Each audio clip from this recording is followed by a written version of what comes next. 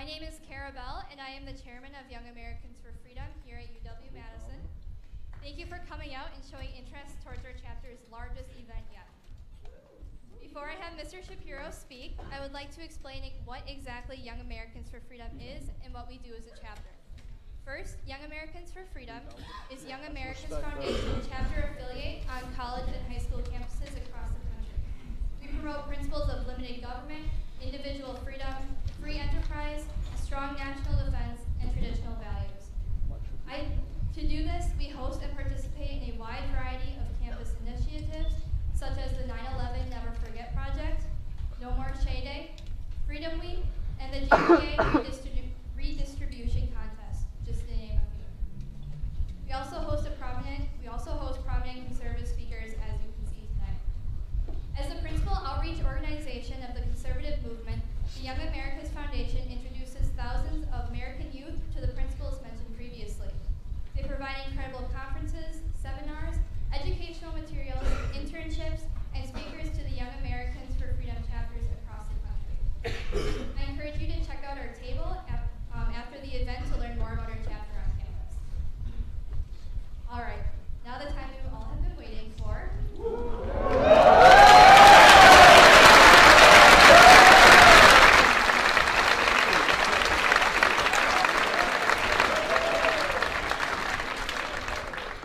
Editor-in-chief of thedailywire.com, host of The Ben Shapiro Show, a nationally syndicated columnist since the age of 17, a graduate of UCLA and Harvard Law School, and the host of The Morning Answer on KLRA 870 in Los Angeles and KTIE 590 in Orange County. Mr. Shapiro is definitely a notable conservative commentator. Oh, but there's more. He is the author of multiple books, including the New York Times bestseller Bullies, How the Left's Culture of Fear and Intimidation Silences America, and his most recent, True Allegiance. He has led the fight against boycott, divestment, and sanctions against Israel on America's campuses and speaks strongly towards the importance of free speech on campus.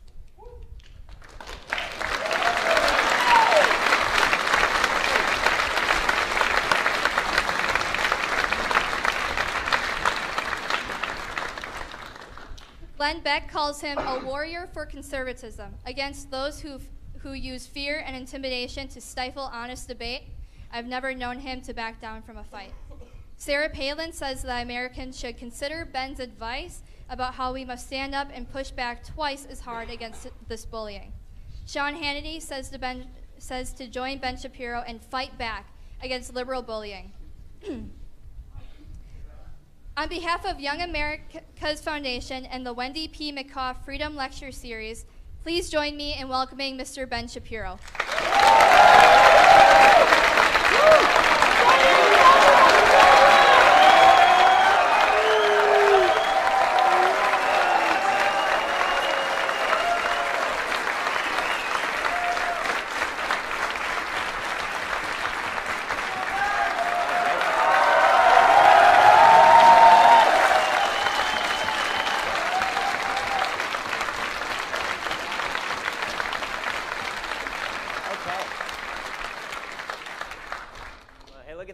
That doesn't actually try to arrest me when I come. So first of all, thanks to Young America's Foundation, thanks to the students at UW-Madison, YAF, for their courage in sponsoring this event. And before I begin, I did come bearing gifts for the social justice warriors in the room. I hear you started wearing these safety pins around because you want to show your fellow college students how you're not one of these awful, terrible Trump people and that you're sensitive and that you want to signal your virtue. So I brought along these safety pins just for you. And I also brought along something for you to wear them with, this diaper.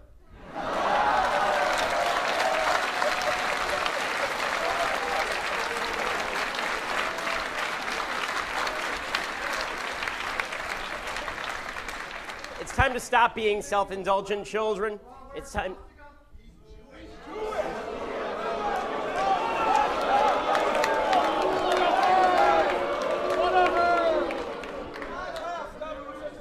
The folks, in case you hadn't noticed, the folks with the swastikas aren't too nice to my type.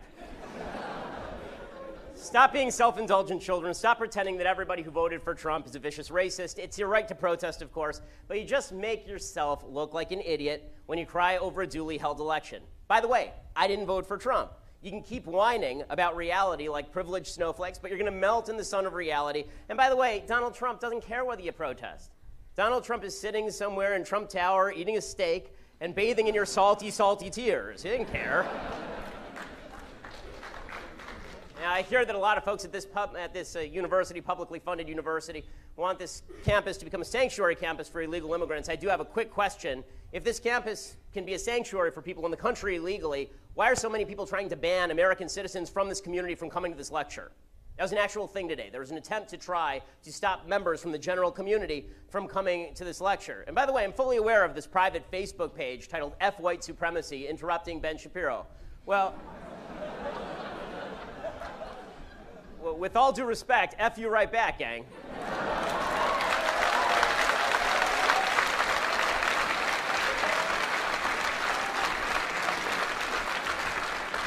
By the way, just for the record, according to the Anti-Defamation League, I was the #1 journalistic target of white supremacists this year. It's been a weird year for me. On the one hand, I've been targeted by Black Lives Matter and called the KKK. On the other hand, I've been called Black Lives Matter by David Duke, so it's been really weird. Thanks, by the way, to a Wisconsin State Senator Dewey Strobel. He wrote today, as a taxpayer-funded university, Madison should make efforts to have more events open to the public, not fewer. But for those leftists who want to make this a sanctuary campus, what if I just declare everybody who's my fan illegal, and then they can come whenever they want? Okay, now on to some more important matters. Today we're going to debunk 3 favorite terms of the left. These are so... Shame! Shame! Wow, it's like Game of Thrones. Should I get undressed and walk down the aisle? I do love it. Hey guys, how's it going? Are you done yet, or you want to you can keep standing, but people behind you can't see. I'm happy to talk with you. Safety! Safety! Did somebody fart? Safety! USA! USA! USA! USA! USA! USA! USA! USA! Okay, so do we have that out of the way, or are you going to continue doing this? Like, really? I tell you, try not to be children, and the first thing you do is start screaming like my 2-year-old. I tell you not to be children, the first thing you do is stand up and start screaming like my 2-year-old.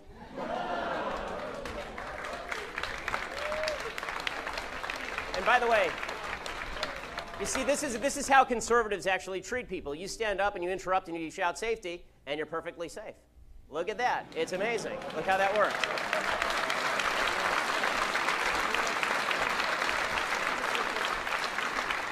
And for the record, you should also clarify your chants. If you're going to shout safety, you should at least clarify who farted first. Okay, so we're going to talk about 3 terms that the left likes to sling around with abandon. These are social justice, white privilege, and safe spaces. Now, I understand this may make some people a little upset. It's okay. You'll live. You really will. It'll be okay. We're all here for you. We'll take care of you. We'll make sure that we pat you on the head and make you feel all better afterward. And honestly, facts don't care about your feelings. And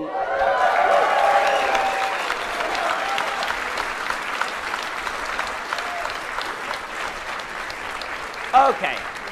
So first of all, honest to God. Okay, guys, I'm sorry. I have to explain to you how semantics work. Like, really, I think this is important now. Okay.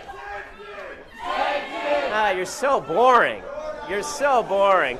Okay, so let me explain to you something, okay? If you're gonna pick a chant like shame. Who, me? If you're gonna pick a chant like shame, watch Game of Thrones first. The bad guys shout shame.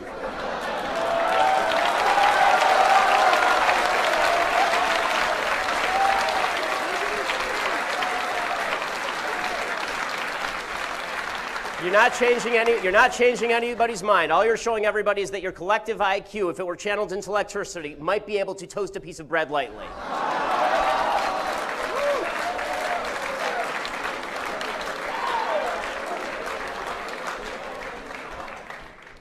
Okay, so can we talk now, or are you going to keep shouting? Like, really, now's your chance to get it out. Let's hear your feeling. Come on. Just go for it. Or it's going to be like every 30 seconds, like the annoying microwave timer. Like, you got anything more? You got anything more? Okay. Are we done? Thank you. All right. Social justice.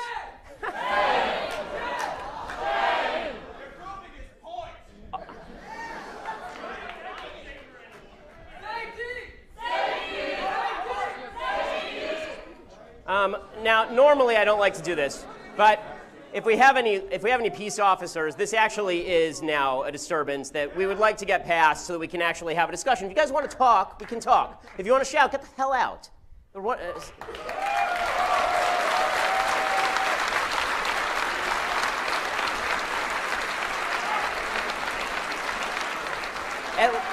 God's sake, at least wait till I say something that offends you before being offended.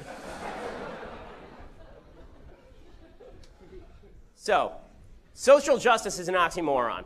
Okay? If a guilty man is acquitted because he's the right race, that is anti-justice. If an innocent man is convicted because he's the wrong race, that's anti-justice. Social justice, however, suggests that your group identity, your identity as a person, relieves you of individual responsibility to be a decent human being. So you get to interrupt lectures if you're the right race, or if you're the right gender, or the right sexual orientation. You get to do these things without punishment because, after all, that's in the nature of social justice, group justice. We don't hold you responsible for your individual actions. You get extra points in heaven because you were born with a certain skin color or sexual orientation. Shame! Shame! Shame!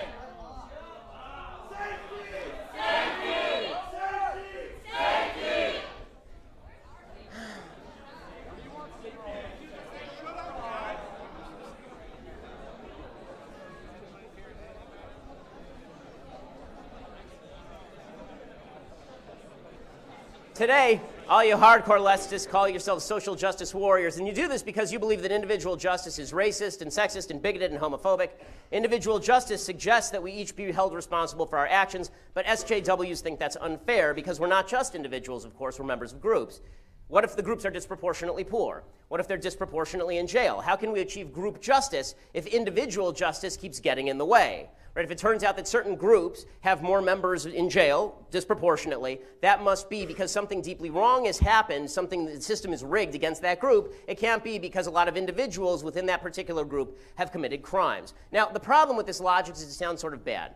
If you think of people only in terms of their racial or ethnic groups or their sexual orientation, that's sort of racist, it's sort of homophobic, it's actually sort of discriminatory. You're not any better a person for being black or gay or Jewish. Race doesn't mean anything. Social group is only important if the social group is propagating good things. If you just arbitrarily group people about skin color, that's just called tribalism. Racial diversity doesn't actually mean anything.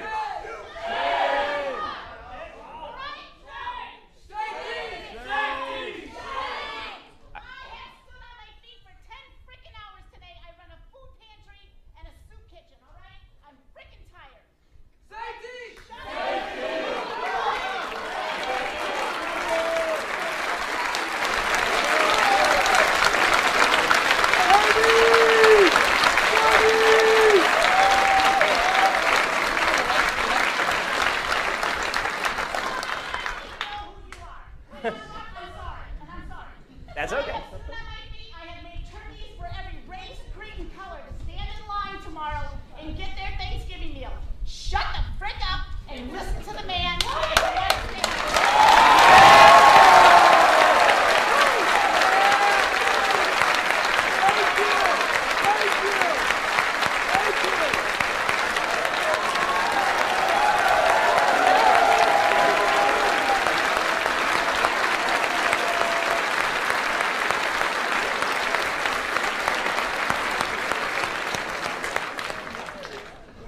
See, that's what a decent, hardworking person sounds like, as opposed to a loser student here on the public dime, presumably.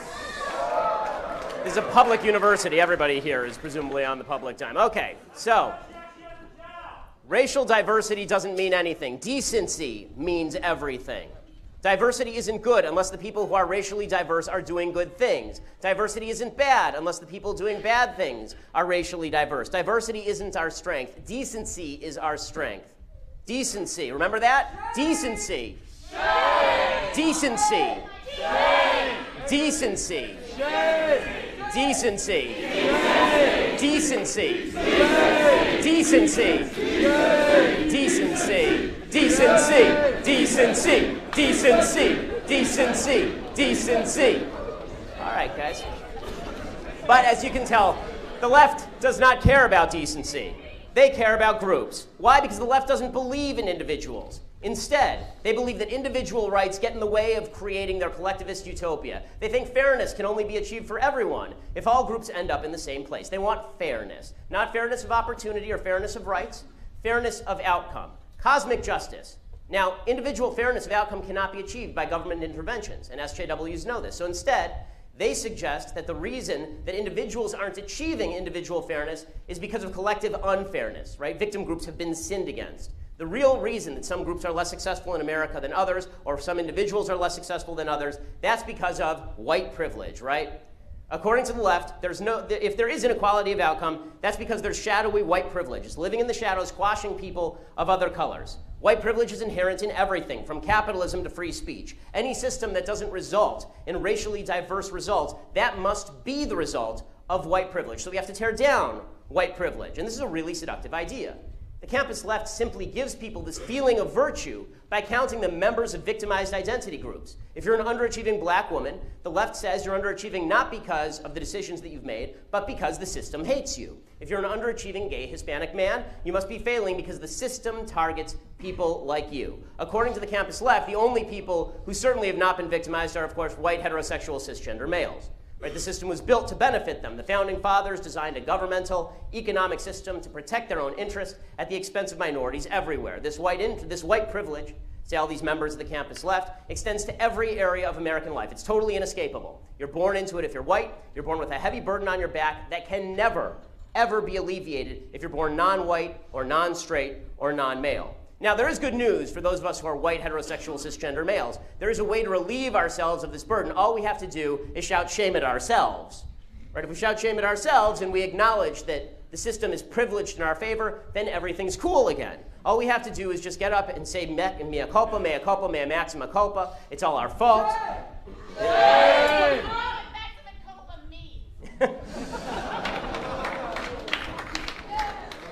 Now, before we go any further, decency, decency, decency, decency, decency, decency, decency, decency. Sorry. Okay, if you guys are all going to come up here, can we at least have circle time or something? So, are you guys having a tough time seeing? Safety! Safety! Safety! Safety! Safety! Safety! Safety! Safety! Safety! Safety! Safety!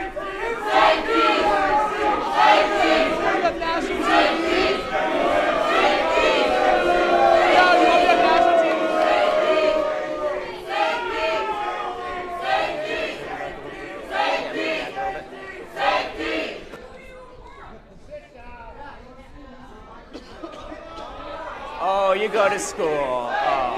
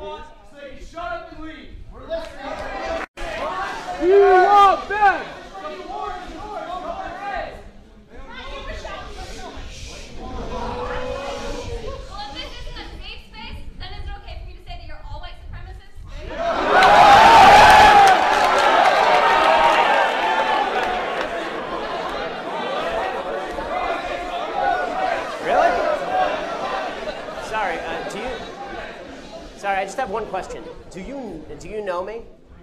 Do I know you? Like, how do you know anything about me? Why am I a white supremacist?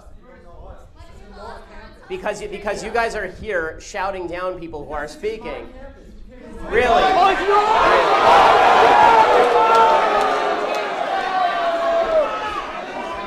Okay, last time. How what starts? How what starts?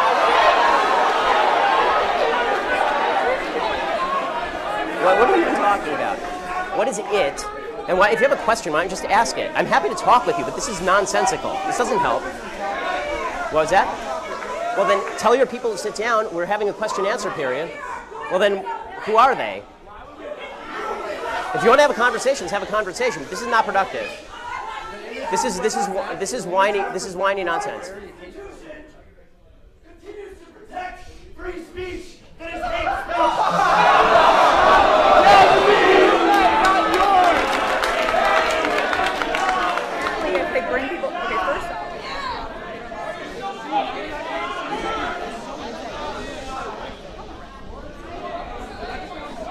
As I said, this is our campus, and we are here tonight to ask what your commitment is. To what? To ensuring that students that have the highest risk on this campus right now, queer and trans students of color, Muslim students, undocumented students. I speak with those people and I ask what you are doing to ensure that they are not killed right now.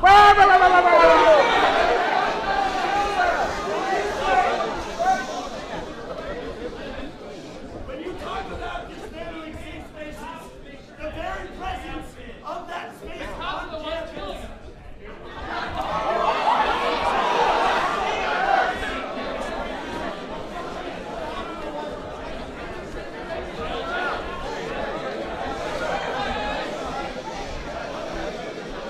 The very presence of that space on this campus tells us you are not looking out for them.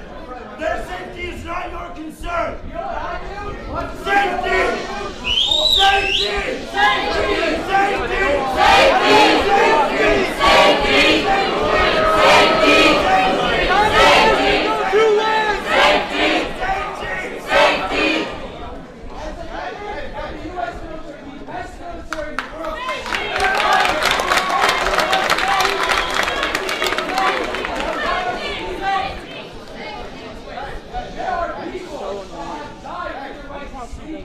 There are people over there right now making sure that you can stand up there. The least you can do is be decent about it and show them some respect.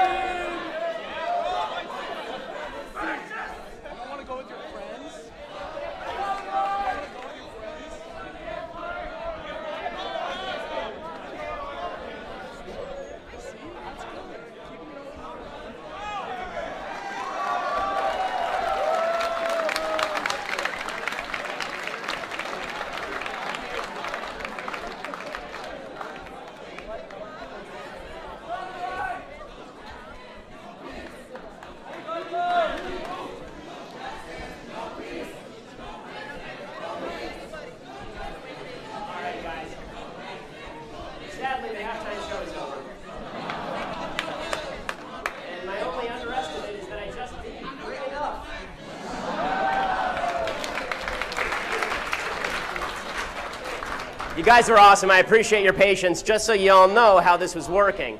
Okay, the reason that those people were not arrested is that the administration decided, full transparency, because I like transparency, that if they called the cops and arrested those students, they would have shut down the entire event. So that's what the administration decided. Instead, they just sort of asked them, and they said, you can have your time at the front of the stage. All I can wonder is if the administration would allow the same sort of privilege for any sort of conservative who decided to do this at a lefty event.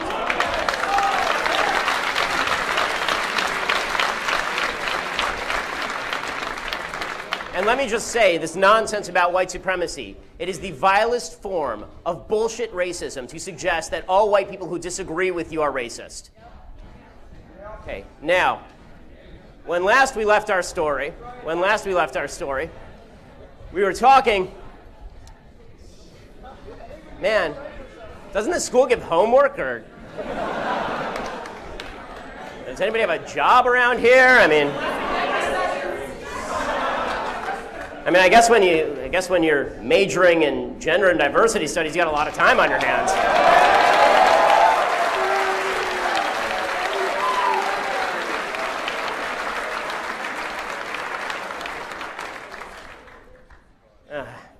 All right, so to get back to where we were talking about white privilege and the left's view that that America is inherently racist. All of you are racist, as you saw, and we know because people tell you that you're racist, right? They don't know you. They don't know anything about you. One of the gals over here, I turned off the mic so you couldn't hear the conversation. I said to her, she's the one who was shouting that you're all white supremacists. I said, you don't know me. You don't know anything about me. How do you know I'm a white supremacist? And she said, well, that's the image you give off. And I said, really? Was it the yarmulke that did it for you?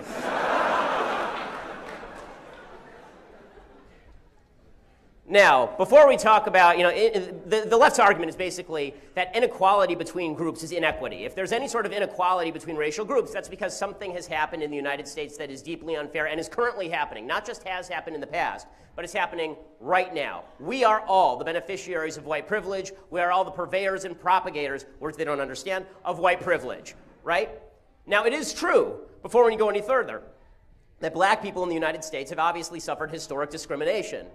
Right? It's inarguably true. Of course that's true. It's even true that some people are likely suffering from the effects of historic discrimination under things like Jim Crow, but that does not mean that black people right now are suffering from institutional discrimination. And historic discrimination does not explain current levels of inequality.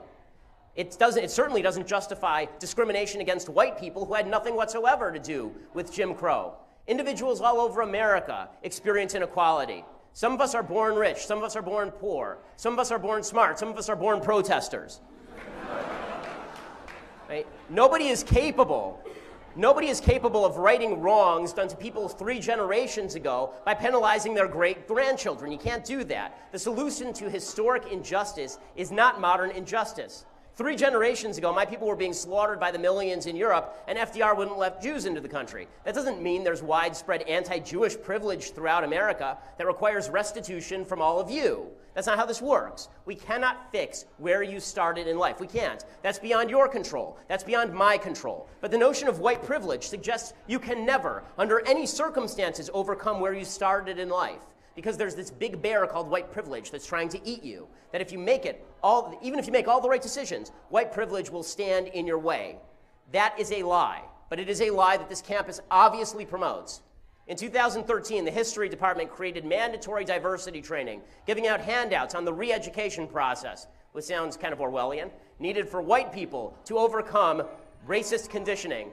This university has sponsored a multitude of events on white privilege and supported the lying Black Lives Matter movement. New freshmen are supposed to take diversity training where they learn, of course, about white privilege. As Katrina Morrison, a junior from Milwaukee, said last year, quote, we wanted to talk about privilege. What is white privilege? What are the sets of privileges that we all have? It's okay that we have these different sets of privileges and identities and can still coexist. The new Our Wisconsin training program, which was initiated for the freshmen this year, it's going to cost about $200,000. And it includes students taking part in discussion groups, writing about their experiences, and practicing other mental exercises to help them realize their feelings toward other ethnicities. As you can see, this has been a wild success. In general, it turns out there's another reason that in a free country some people fail and some people succeed. Some values, some behavior is better than other values and behavior. And people who tend to hold fast to better values do better than people who don't. Perhaps equality of opportunity only exists so long as people are willing to take advantage of those opportunities. And that's the truth. White privilege isn't reality. It's just a cowardly way to blame somebody else for your own failures to live up to decent standards. Whites are not born with a genetic predisposition to doing the right thing, into some arbitrary moral system that benefits whites for doing the right thing. There are 3 simple life rules that will guarantee that you are not permanently poor in the United States, regardless of race, regardless of gender. Finish high school, get a job, get married before you have babies. That's it.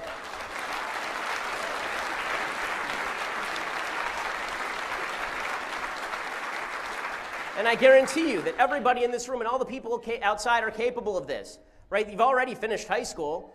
Everybody, even the poli-sci majors, will eventually get a job. And you're all capable of not having babies before you get married. Just don't put that there right now without that thing on it. Come on. There is no such thing as generalized white privilege or institutional racism. There is just decision privilege. For example, it turns out that the greatest privilege in American society is being born with 2 parents in the home. And that is true for every single race. It is true regardless of race. The poverty rate among 2-parent black families in the United States is 7%. The poverty rate among white single-parent families is 22%. What happened to the white privilege? Why isn't the white single mother richer than the black 2-parent family? Well, because single mothers are not richer than 2-parent families. End of story. The single greatest predictor of intergenerational poverty in America is single motherhood. White privilege is not responsible for elevated levels of black men getting black women pregnant and leaving. Okay, it is not. And white privilege, by the way, is also not responsible for an increasing number of white men getting white women pregnant and then leaving. There's no white person holding a gun to some dude's head telling him, screw your girlfriend and take off. It's not happening, okay? How about, here's another privilege. Okay, people are always whining about the white privilege in the criminal justice system. Here's another privilege that I think is more important. It's what I like to call the not committing crimes privilege. Okay, the higher criminality rate in the black community is not the result of some evil white system of skin privilege. It's because individuals are committing crimes. If you don't want to go to jail for murder, I have an easy solution. Don't murder people. Here is the fact about that supposedly evil criminal justice system. It actually under-prosecutes murder in minority communities. You know why? Because minority communities are under-policed. When police do come into contact with black people to take the lying, disgusting Black Lives Matter movement's cause, police are less likely to kill black people than white people in the same circumstances. As early as 1994, the DOJ surveyed felony cases in the country's 75 largest urban areas. You know what they found? Lower felony prosecutions for blacks than whites. A deadly force lab study from Washington State University last year found that participants were biased in favor of black suspects in simulated threat scenarios. In 2015, the DOJ investigated the Philly Police Department for racism. You know what they found? They found white police officers were less likely than black or Hispanic police officers to shoot black suspects. Just a few months ago, front page of the New York Times, study from Harvard University, Professor Roland Fryer, he surveyed 1,000 police shootings. He found black suspects are shot less often than white suspects in comparable situation. By the way, Fryer is black. In 2015, the cops shot, here's the total statistic, you ready? In 2015, the cops shot 987 people who died. A huge majority of those were armed or threatening deadly force. Blacks represented 26% of those shot. Blacks also represent in the United States nearly 50% of all murder perpetrators. Police officers are 18.5 times more likely to be shot by a black male than an unarmed black male is to be killed by the cops. How about the white privilege of stop and frisk? We hear this one all the time, right? The white stop and frisk is super duper racist. Mayor de Blasio, that idiot communist from New York, he thinks that. In New York, the reason why stop and frisk keeps running into minorities is because minorities keep committing crimes. Between January and June 2008, 98% of all gun assailants in the city of New York were black or Hispanic. Stop and frisk targeted 85% black and Hispanic. So statistically, they were discriminating against white people, actually. Right? If there is white privilege, it's in over-policing white communities and under-policing minority communities. Black areas plagued by violent crime don't need fewer cops, they need more cops. And they won't get them, thanks to people like those Black Lives Matter protesters. And more black people will die because of that. How about pulling people over for speeding? Right? They keep saying you're driving while black. This is the idea.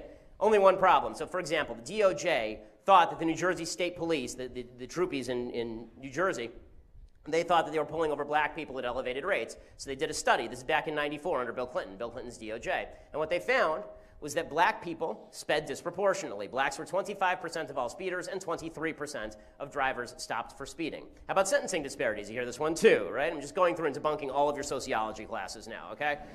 How about sentencing disparities? They're always talking about the difference between crack cocaine and powder cocaine. You know why there's a difference in sentencing between crack cocaine and powder cocaine? The reason is because black legislators from the inner city were sick of watching crack ravage their communities. They wanted more penalties and higher penalties to get the drug dealers out of their communities because crack is more addictive and easier to distribute than powder cocaine. If you actually want a comparable substance, take the sentence for crystal meth. Crystal meth has exactly the same sentence for a possession of 1 ounce, and virtually all the people who are arrested for possession of crystal meth are white. But all of this is white privilege, right? It's all white. Everything is white privilege. When Baltimore riots, when a majority black city riots after a majority black police force is involved in the death of a black man, and the city has a majority black city council and an entirely Democratic city council, and there's a black district attorney, and a black mayor, and a black attorney general, and a black president of the United States, the riots are because of white privilege. And that's how this works. And if we're going to talk about privilege, according to the left, the idea is that if there's a group that's doing well in the United States, it's because of privilege. Let's talk about the really privileged people in America, the people who are certainly suffering from systemic privilege, who are really benefiting, I should say. And this, of course, is the nefarious Asians, right? Those nefarious Asians, those terrible, terrible Asians, right?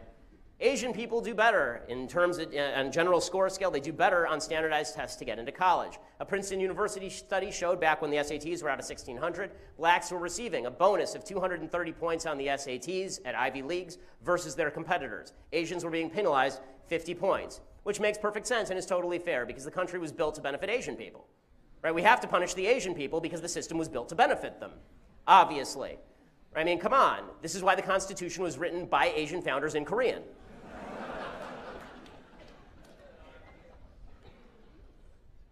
Now, as you may notice, if you accuse a racial group of privilege without evidence, it looks an awful lot like horrible racism, doesn't it? But that's what the left does constantly, and that's what we just saw tonight, when every white person in the audience was labeled a white supremacist and a beneficiary of white privilege without one single solitary shred of evidence.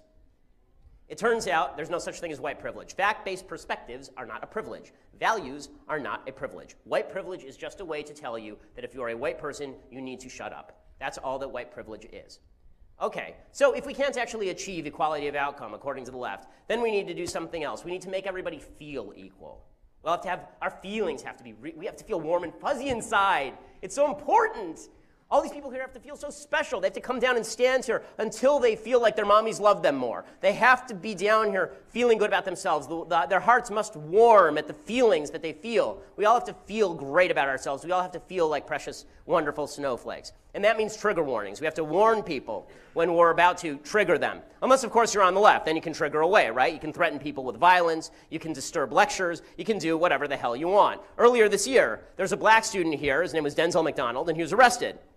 He's arrested for graffitiing messages on campus, including F the police, the devil is a white man, spelled I-Z. I don't know if they teach spelling at this university. And white supremacy is a disease. McDonald was charged with 11 preliminary counts of vandalism, 1 for disorderly conduct, for allegedly threatening to murder someone who witnessed him doing the graffiti. So, were there massive protests against McDonald? Nope. The Afro-American Studies Department sent a letter to the students explaining, quote, "What so many of you are experiencing isn't a sign of individual weakness. It's a version of post-traumatic stress syndrome, a mental health crisis as serious as those following campus shootings or natural disasters." Why? Because the cops came in the room to the rest of the guy. A letter signed by 700 students and faculty, written by Dr. Johanna Almiron, who has a future doing other useless things, whined about the evil police arresting McDonald in class. She called it an ambush, and she explained, quote, "The way UWPD officers entered my class was very aggressive, with bulletproof vests and guns visible. Oh no! I cannot believe they humiliated and terrified my students." Okay, really? Like, we have a bunch of people in this room, including a military member in the audience. A lot of people in this room, both the guys.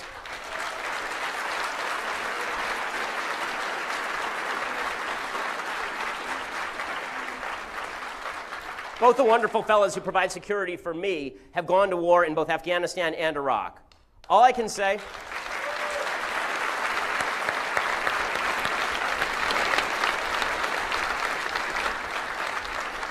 and And all I can say is that if you're in a classroom and cops come to arrest a graffiti artist who threatens somebody with murder, and you're very offended by the sight of the gun, you are just a giant pansy. By the way, after all of this, there was another campus protest. You guys are good at that here, apparently. It was titled, "We Are God," which is weird. God doesn't know about it. It says, "We Are God, a day of disrupting white supremacy and anti-black racism at UW-Madison." Remember, all of this was about a black guy graffitiing "F the police and the devil is a white man" and then being arrested. Right? It's white supremacy to arrest that guy. The protesters said they wanted to let the chancellor know that there are consequences for perpetuating white supremacy. And after all this is totally legit because they were microaggressed, right? They were microaggressed. That's the other big word on campus these days, microaggressions. We have to be careful that we should never say anything that people can even construe as offensive. Or it doesn't actually have to be offensive. They just have to, in their weak little pathetic pea brains, they have to decide that they are offended, and then they have been microaggressed, and then they get to lash out at people, right? That's how microaggressions work. That's the beautiful thing about calling them microaggressions. It's not just you said something that offended me. You have aggressed me. You did something that aggressed me, and the proper response to aggression is aggression. So if I microaggress you, you get to macroaggress me.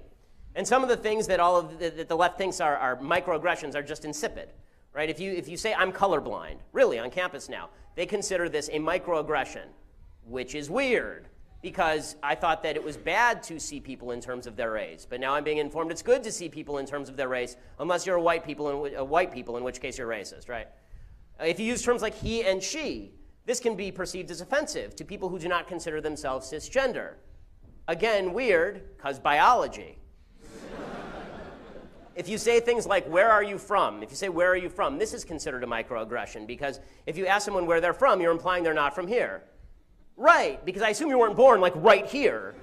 Like, on this spot, I assume you weren't born. Like, where are you from? Okay, so, and obviously if you say anything remotely factual, that's a microaggression too, and you get to shut down events and be an idiot. Okay, so, at this campus, obviously, new freshmen have to be educated about diversity. Joshua Moon Johnson is the special assistant to Vice Provost for Student Life. He said, quote, "College is often the first time where people are exposed to people who are different from themselves. Those could be religious differences, racial, socioeconomic status, sexual orientation. Many of the incidents reported to the team involved disrespectful speech that was intended to be funny or inquisitive." Okay, so maybe you shouldn't be that offended. Maybe you should just say that was a bad joke.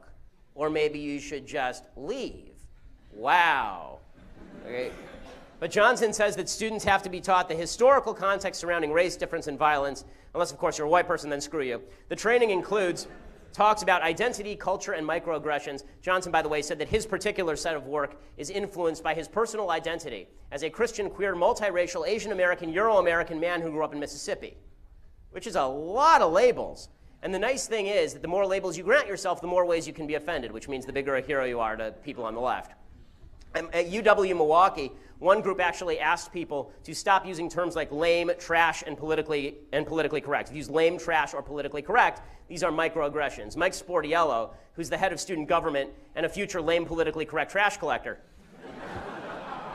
he said that the campaign was designed to talk about how you feel. Life is about looking at how everyone feels and interacting with each other, and then presumably if you don't feel good, you hit somebody, right? And this has bled up, unfortunately, to broader swaths of the left. So I've experienced this personally, and I love telling this story. So who here has ever watched CNN headline news? Show of hands. Okay, this is the entire crowd that has ever seen CNN headline news. No one else in America has ever seen it. They don't know it exists, right? So they have no ratings at CNN headline news. So this would have been about a year ago, and it was when Caitlyn Jenner was in the news, because Caitlyn Jenner is, of course, the great hero of our time. And ESPN was deciding ESPN had decided to give Caitlyn Jenner the Hero of the Year award. It was very important. Caitlyn Jenner was a great hero because Caitlyn Jenner is a transgender individual. So CNN looked up conservative in the white pages. They actually do this in LA, and I'm the only one there. And so they called me in. I'm the only conservative in a 30-mile radius, and they said, "Can you come in and talk about this?" And I said, "Sure." And they said, well, they always pre-screen you. They said, "What's your perspective on this?" I said, "Well, my perspective is there's nothing heroic about somebody who's suffering from mental illness. And I take mental illness very, very seriously. There are mentally ill people in my family. Pretending that the delusions of mentally ill people are reality and that we all have to conform to those delusions does no service to the mentally ill, and it does no service to the rest of society. Caitlyn Jenner needs help. Caitlyn Jenner does not need to be feted for mutilating his body." Right? This is my perspective on transgenderism. Okay, so they call me in, and they say, and they bring me into the green room, and the producer comes up to me, and he says, so we here at CNN Headline News have no ratings. And I said, yes, I'm well aware. And he said, so tonight we really want you to just say what's on your mind, just say what you feel. I said, you came to the right place. And then he says, and by the way, I used to produce for Jerry Springer. It was at this point that I should have started having some second thoughts. But since I deal with this stuff on a fairly regular basis, I figured, okay, what's the big deal? So we go into the studio, and they seat me here, and there's, I think, 3 people who are to the right of me and 3 people on stage, right? And all of them are of the left. So it's me against 6 leftists, which makes it almost fair for them. And so they start the discussion. And the discussion is, should Caitlyn Jenner be given the honorary Medal of Honor? Should Caitlyn Jenner be given a burial spot at Arlington National Cemetery? Should Caitlyn Jenner be appointed Pope? Should we construct a golden chariot to carry Caitlyn Jenner to the sky like Elijah, right? That was the nature of the conversation. It wasn't, is this heroism? It was, how great is the heroism? Like, more or less than the guys who stormed the beaches in Normandy. Right, that was the discussion. And then finally they come to me, and I expressed the opinion that I just expressed to you. Right? They said, does Caitlyn Jenner deserve the award? And I said, no, I don't think Caitlyn Jenner deserves the award. There's nothing heroic that happened here. And I neglected to mention one thing. The person sitting next to me was a transgender person. The transgender person's name is Zoe Tur. Zoe is formerly Bob, and Zoe had about 100 pounds on me, and his voice is an octave lower than my own. So we're having this discussion. And Zoe, and I say what I'm saying, biology matters. There are only 2 sexes. You don't get to make up in your own mind what your sex is and then tell everybody else to deal with it. I can't call myself Napoleon Bonaparte and expect everybody else to just call me commander. That's not the way that it works. Right? I can, if I had to identify as anything, by the way, I would certainly go with Your Grace. But in any case, this discussion goes on, and the transgender person sitting next to me, Zoe, turns to me and says, you don't know anything about biology, little boy. And I said, well, I know for a fact that every single cell in Caitlyn Jenner's body contains a Y chromosome, except ironically for some of his sperm cells. And Zoe Tur says, well, you don't know anything about genetics, little boy. I just keep repeating this over and over. You don't know anything about genetics, little boy. And finally, I turn to Zoe Tur and I say, well, what are your genetics, sir? And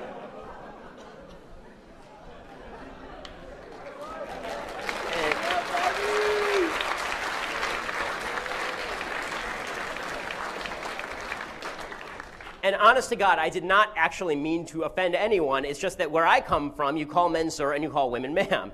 And he is a biological man, whether he thinks so or not. So I said to him, what are your genetics, sir? And it was the sir that set him off, obviously. And he reaches, this is on live national television now. He reaches over and he grabs me by the back of the neck on live national TV. And he says, if you don't cut that out, I'll send you home in an ambulance. And honest to God, my first thought was, that doesn't even make any sense. You don't go home in an ambulance.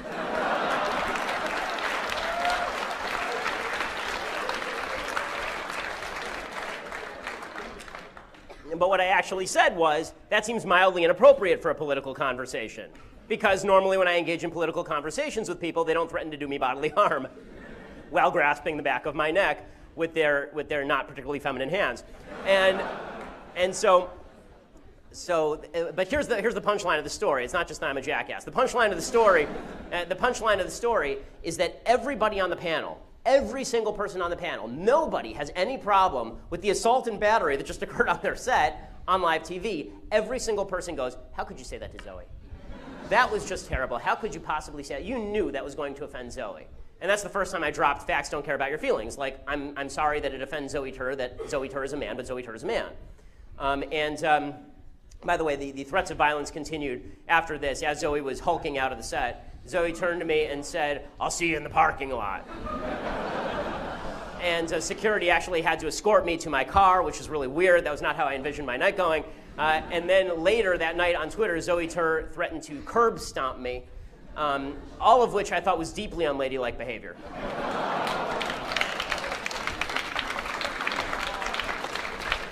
But of course, all of this is okay according to the left because nobody bothers to ask whether microaggressions are free speech. It doesn't matter to folks on the left. Instead, they simply have to be quashed, right? That's totalitarianism, using force of the gun to silence people who disagree with you. And the folks on the left control the campus dialogue. Because if you call yourself a victim, that makes you the good guy. You can do anything to the person who's the bad guy. There's a woman, I guess, named Nika Akubizi. Don't want to get her name wrong. She's executive director of United Council of UW Students, Inc. And she said this year, she said, maybe I can't pay attention in class because someone calls me the N-word on my way to school, which is terrible, obviously. Microaggressions happen continually. So any effort to decrease those, increase opportunity for students of color, women, queer folks to have space that is not oppressive to learn in. I don't think limiting microaggressions is limiting free speech. Yes, it is, by definition. You are free to say whatever you want in the United States of America, and nobody gets hit. This is the first principle of Western civilization. But don't worry, they're not for limiting free speech or anything, right? I mean, these people down here, they weren't limiting free speech. And once you've done all this, you've created a safe space. That's the beautiful thing. Now you finally have a magical safe space where everyone can feel equal, right? Except for the people who can't speak. Those people just shut up. They don't have to feel equal. But the rest of these people, they can all feel really safe. And they shout things like safety. Now, I was just here. Were there any threats of violence against the people shouting safety like scared little girls? No, there were no threats of violence. In fact, people were urging them, why don't you tell us what you want so you can get the hell out of here? Right? No, that's not how, but according to them, it is inherently unsafe for people to disagree with you. It is inherently unsafe for people to disagree with you under any circumstances whatsoever. And now, of course, we have to host safe spaces for everybody. So if somebody wears a stupid costume to a UW football game, right, then we have to hold a safe space for that, right? This happened like a couple of weeks ago here. You had to hold a safe space because somebody wore a costume to the football game that was a jailbird costume. On one side was Hillary Clinton's face, on the other side was Obama's face, and then somebody dressed up as Trump and a rope around the neck. Okay, it wasn't a lynching thing. It was leading around a prisoner. And by the way, it wasn't a lynching thing also because Hillary Clinton is a white woman. But it doesn't matter. Everything has to be construed in the worst possible light, even stupid costumes. And then we have to have safe spaces. So you have somebody like Ruth McAfee, who's Assistant Dean of Diversity, Inclusion, and Uselessness. And she writes, it pains me to be sending out yet another email advertising a safe space hosted by the Multicultural Graduate Network and the Black Graduate and Professional Studies Association because, in theory, students should feel safe in any space on this campus. In wake of the recent events that have occurred, they're offering a safe space for grad students hurt by this to come and relax, vent, and or just enjoy one another's company. First of all, I'm just going to argue with this. When LaRuth McAfee says it pains her to send out yet another email advertising a safe space, it does not pain her. That's literally why she gets paid. If there were no safe spaces, she would be out of a job. They need to create need for safe spaces, otherwise administrators get fired. Right? But the left won't ever say grow up to anybody unless you're on the right. Unless you're on the right. So the same administration that declared a safe space because of a costume says it's okay for one of its students to sell hoodies that say all white people are racist. The same student also marketed hoodies reading, quote, if I encounter another cop with a God complex, I'm going to have to show the world that they are human. And the administration has nothing to say about that. UW said, in this case, the individuals involved are exercising their rights to free speech and engaging in a private activity unrelated to their status as student. Ah, I get it. So now free speech is okay. Now free speech is okay. How convenient for everybody. I mean, again, I love the administration's decision here to suggest that if we have to sit around waiting for these idiots to leave for 20 minutes because if the police have to arrest anybody, they have to shut down the entire event. Right? So I can't speak and you can't listen if idiots get arrested, which makes perfect sense, except for not. Okay? Safe spaces are safe in the same way that the Matrix is safe. It's nice and safe until you wake up and you realize that you're actually in a bucket of goo and there's a wire strapped into your head. As you can tell from our guests earlier, all of this is making college students totally insane. It's making them whiny, crybaby, insane people. And it makes them evil too. Because if you're constantly on the lookout to be a victim and you think you can act with violence to people who victimize you, you're going to end up hurting other people. You will. You will end up doing bad things and hurting other people. It is important that we all get out of this victim group mentality and fight that mentality at every turn. Here's the truth. America is the safe space, and nobody cares enough to victimize you. No one cares about you. Your parents do. My kids care about me. My wife cares about me. My parents care about me. Nobody else cares about me. Great. I don't want people bothering me. I don't want people telling me things I can't do. The more, you may have noticed this from leftist government, the more people say they care about you, the more they want to bother you. Okay, but in America, nobody cares about you. It's your job to make your way in the world, and nobody is going to get in your way because they don't spend every waking moment thinking about how to keep you down. They have other things to do. They have jobs, they have lives, they have children, they have wives, they have husbands, they have lovers. I mean, they have everything going on in their own life. They don't have time to worry about the whiny snowflake who's here on a state subsidy tuition. They don't. So the idea that you need a safe space from all these people, they don't care enough about you to worry about how to stop you. And that's the wonderful thing about America. And that's why we have to fight for every shred of freedom that we can keep. We have to fight every shred of political correctness. We have to stop this nonsense, because the more of this fascistic nonsense there is, the more talk about social justice and white privilege and safe spaces and trigger warnings and microaggressions, the more of this nonsense there is, the less freedom there will be. And if we don't maintain that freedom, there will be no safe space for anyone. And we, all the people in this room now, all the people who are hearing my words, we are the dividing line between freedom and tyranny. Ronald Reagan once said that freedom was always one generation away from extinction. Well, freedom is also always one generation away from revitalization. And we can be that generation if we stand up and stand together and stand for freedom. Thanks so much. Happy to take your questions.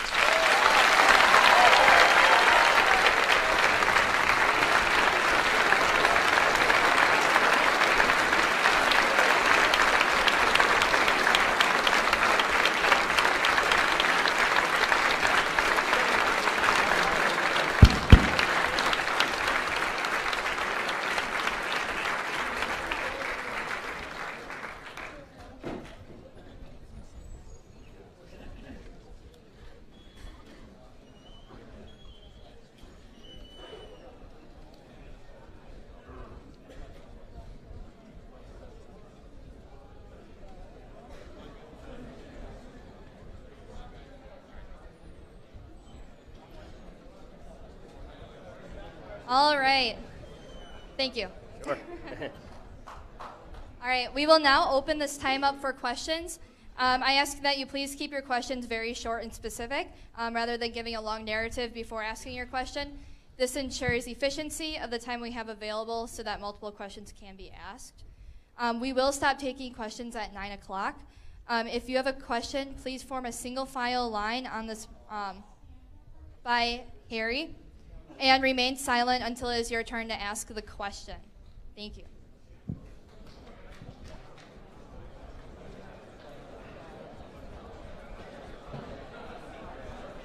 Ready? Absolutely, of course.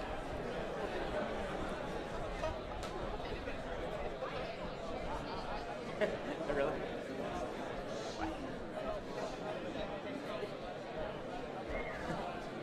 All right. Alrighty, so let's get started. And yeah, we'll try to run through the questions relatively quickly because I know people have a lot of questions. Hi, Mr. Shapiro. So I believe that the first half of the 21st century will be controlled by identity politics. I think the trend is clear considering we had the first women and orange man win party nominations. I want to know how a person who may not rely on identity politics can effectively make their voice heard over those who do. Okay, so this is a really great question. I agree that what we've seen is the rise of identity politics on the left, and I think that there's actually a rise of identity politics on the right. It's why you see the rise of the so-called alt-right, which is an identity politics-driven group. The idea that white people need their own sort of political action group.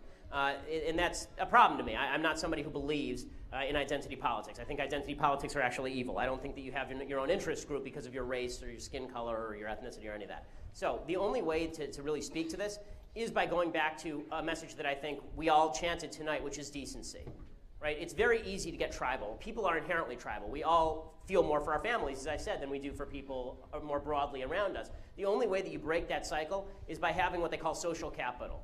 And the way that social capital is created, the reason that I trust you or that I trust my neighbor to babysit my kids is because I know that my neighbor is a decent person. So if we encourage everyone on an individual level to abide by decency, then you can break the never-ending cycle of identity politics. But that actually requires stuff to happen outside the realm of politics. It requires an upsurge in civic morality. It requires an upsurge in things like people going to church and joining together as communities. It requires a real move toward people talking about how to deal with each other morally on a non-governmental level. If you do all that, you can recreate a social fabric that has been torn apart by identity politics.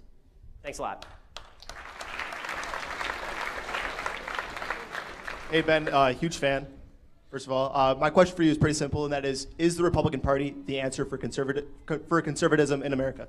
So the Republican Party is just a tool, and as we've seen in this election cycle, it's a tool that's available for anyone to take over, right? So sometimes you're going to get a conservative leading the Republican Party, and sometimes you're going to get an ad hoc nationalist populist leading the Republican Party. It's the obligation of people who are conservative like me to try and fight inside the Republican Party to change the leadership if you don't like the leadership, and talk of third parties. Very difficult structurally to put together a third party.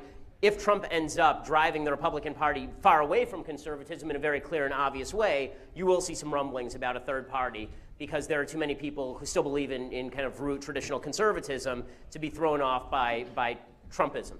So it is the tool right now. Will it always be the tool? Not necessarily. The Whig Party was once the tool, presumably, and that fell away too. So things change.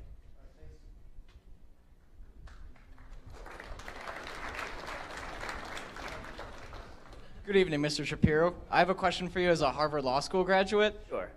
Regarding the incident at Camp Randall, the man was asked to take off the quote-unquote noose around his head. Under the Brandenburg test, is this constitutionally able for the police to ask him to take off this rope, or is it considered free speech? So, I mean, I assume that it's free speech under, the idea that it's not first of all, shouting fire in a crowded theater is based on a case that was Schenck, which has been debunked for 60 years. But yes, I'm not sure what the campus regulations are. There are policies that exist on campus that don't exist anywhere else in American life, and the Supreme Court has approved some of those things because there are time and space constraints. But if it's message specific, then you get into trouble. So it's at the very least, in my legal opinion, it's constitutionally questionable. That doesn't mean that I think it's a great idea or I think that it's a wonderful exercise of freedom of speech, but it is definitely questionable. Anytime there's a free speech question, I tend to lead on the side of free speech. And by the way, folks, if I'm answering to camera, that's only because there are people who are watching on the live stream, and it looks weird if I'm talking out here. So. Mr. Shapiro, thank you for taking a principled stance, criticizing Trump this election cycle. Thank you for introducing me to Harambe memes. Well, that's his memory. Last week, John Oliver used his show as a call to arms to support Planned Parenthood because Republicans have the House, the Senate, the White House. Do you anticipate pushback within the Republican Party if the pro-life movement tries to move forward with its agenda in the next 2 years? I mean, this is a really good question. I'm not sure how committed Donald Trump is to, for example, reversing funding for Planned Parenthood, right? He said early in the primaries that he liked Planned Parenthood. He thought that they did some good work. It'll be interesting to see if he clashes with the new Congress over that, because clearly Paul Ryan and a lot of other members of Congress would like to withdraw federal funding for Planned Parenthood. Obviously, I think that's a good idea. I think abortion is immoral, and the idea that I'm paying for somebody else's baby to be killed seems pretty ridiculous, morally, ethically, legally to me. I think all of it's really dubious. It is definitely questionable. As far as John Oliver, we have a really bad habit in this country of taking everybody seriously if they have a British accent. And that seems to me a bad mistake. We ought to judge John Oliver by the content of his speech, not the quality thereof. We've seen politics become more divisive and messy business, and as a result, arguably the most qualified people aren't running anymore. What would it take for you yourself to run for office? And then, do you think we'll ever get back to a time where those most qualified people want to be in politics and want to? Well, I mean, there's always been sort of a disconnect between the right and the left in terms of qualified people going into public office. I will get to your first question. There's always been a disconnect because on the left, if you're really smart and qualified, you go into government. And on the right, if you're really smart and qualified, you go create things that help people and make millions of dollars. So what you end up with is this weird disconnect where the people who are on the Republican stage are all of sort of, with a few exceptions, they're all sort of middling IQ and not necessarily the world's greatest and smoothest orators. And on the Democratic side, you have a bunch of people with Ivy League degrees, except for this time around when you have an old crone who is going to be handed anyway. And also a loon bag old socialist who escaped from the asylum. So this time actually bucks the cycle a little bit. And so we end up with a race between the two least qualified candidates in American history. But all that said, what would it take for qualified people to jump in? First of all, people have to learn to love the fight, especially people of our generation. We have to learn to love the fight. Okay, the fight can be fun. This idea that there was ever civility and gentility in politics, Not really. There was more kind of on an open level. But the fact is that back in 1800, if you read the scurrilous broadsides being published by the Adams campaign against the Jefferson campaign and back and forth, it was pretty rough stuff. I mean, you had a guy named James Callender, who's actually a muckraker for Thomas Jefferson, writing things about how John Adams was senile and he was running around the White House throwing his wig at people. Really. And meanwhile, you had muckrakers for Adams trying to discredit Alexander Hamilton, who was on Jefferson's side, and bringing up all the issues about him having adulterous affairs and all this. So it's always been a rough business. I think that conservatives have to engage in that, and they have to like it. It's why people embrace Trump. It's because Trump actually comes off as aggressive. For all the problems I personally have with Trump morally, ethically, politically, the one thing that Trump is aggressive. And so it's going to take a new generation of aggressive conservatives. As far as would I ever run for office, I mean, honestly, in this day and age, I'm not sure I'm qualified. I'm not the son or the husband of a former president. So it's a pretty restrictive group of people who are allowed in. And I'm also not one of the Trump children, who I guess are next on the list. So I'll have to blame my father if I never run for office. It's his fault. Thank you, Ben. Huge fan. Would you say it's possible for the left to recognize broken families as one of the biggest problems in American society?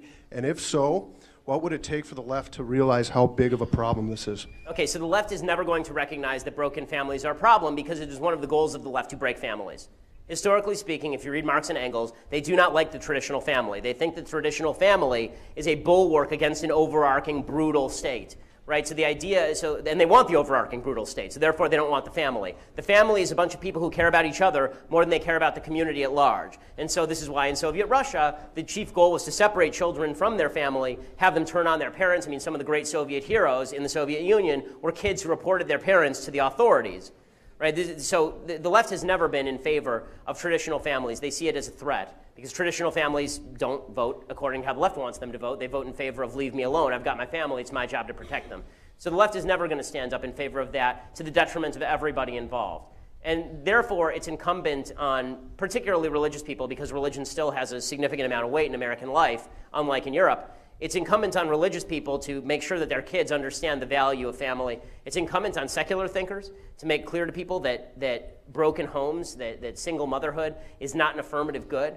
And when Hollywood tells these lies, a great book by Charles Murray it's called Coming Apart, and it's actually about white poor people, white poverty versus white wealth. And he says one of the problems is a lot of people who exist in the white wealthy sphere, people in Hollywood, they live like traditionally religious people, but they preach like far leftists. So they'll be married, they'll have kids, they'll have the same divorce rate as kind of normal folks, but then they'll preach that all families are created equal. And look, this is not to say there can't be great single moms. There can. It's not to say there can't be crappy two-parent homes. Of course there can. But on a general level, if you are born into a two-parent family, you do have an advantage over people who are born into a one-parent family. It is everybody in this room's responsibility to live out these ideals, teach them to your kids, and teach them to all the people around you, regardless of race. Okay, and I understand there are people. I spoke at a school called Otay Ranch High School in San Diego, and it's a largely low-income minority crowd. I don't know how the public school approved it, but they did. And so I was speaking to them, and at one point I said exactly what I've said here. Single motherhood is a predictor of poverty, and if you're impoverished for all of your adult life in the United States, it's because you're not good with money. It's because you make bad decisions with your money.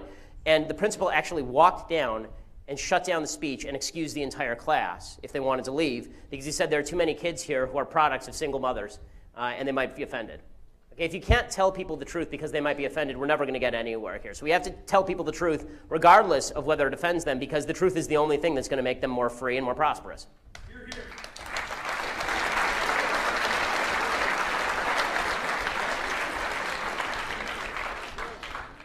Hi. Howdy. Fact number one. Transgender is not a disease. This is not my opinion. This is facts from the World Health Organization and the American Psychology Association. Just like gay people don't have a disease. Fact number two. Rich kids stay rich, poor kids stay poor. It's not true. Out of 1,800 billionaires in the world, 12 of them are black. Where you come from, where you grow up, how much your parents earn, whether your parents were married plays a major role in determining where you is there a question mark at the end? Fact number three, I would just like to remind you that hate speech is not free speech. Yes, it is. And my question is, since facts don't care about your feelings, why did you use false facts? Okay, so none of the facts that I used are false. First of all, yes. No, okay, first of all, would you like the answer? Okay, so the three facts you mentioned, you talked about transgenderism. First of all, until 5 minutes ago, the DSM specifically defined transgenderism as a disorder. It defined it as gender identity disorder, now calls it gender dysmorphia, which doesn't even make sense. It says that depression is the actual problem, not the actual gender disorder, which again does not explain why the transgender suicide rate is upward of 40%, and the actual suicide rate for the rest of the American population is lower than 3%.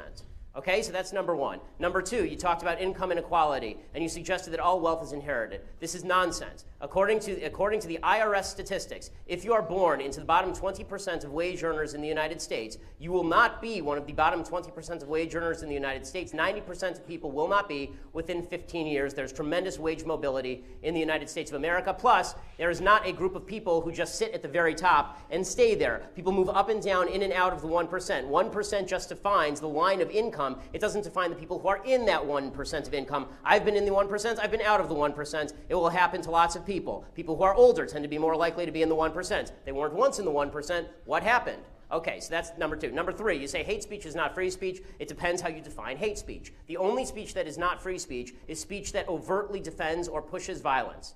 Specifically, speech that is generating violence, right? That's the only type of speech that's not hate speech. If I say things you don't like, that's not hate speech. And if you think that it is hate speech, you're a fascist. End of story.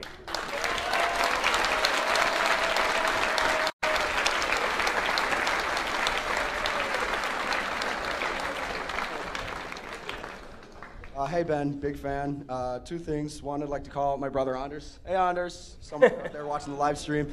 Number two, I debate socialists all the time, and their only real comeback is, oh, that's not real socialism, or that's not real communism. Is there any way to really get around that and try to make them see that, look, just because your version of socialism, that magical fantasy land version of socialism, has not been tried, doesn't mean that socialism is an acceptable concept. Yes. So the problem is that you're arguing with them in terms of the effectiveness of socialism. So what that argument is, you say socialism doesn't work, it fails everywhere, makes people poor and miserable, right? That's the argument. And then they go, but that's because it hasn't been properly tried, right? That's their comeback.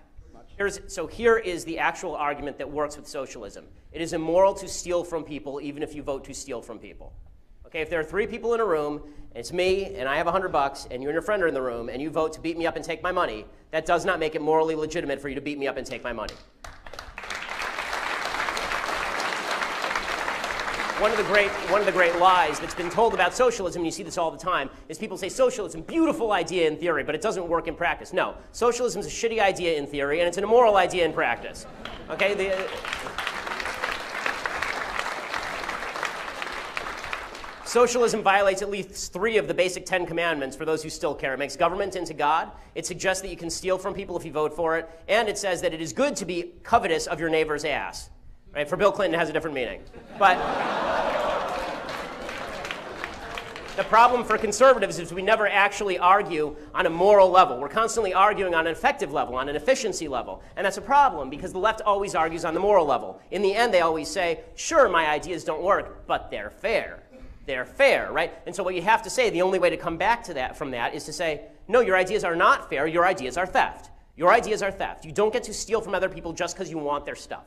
That's the only way to beat that argument, do it on the moral level. Otherwise, they can always argue, well, it's not perfect, it's not perfect. Okay, there's no way to come back from that because, again, they're operating in unicorn land with gumdrop rainbows and fairy skies. Thanks.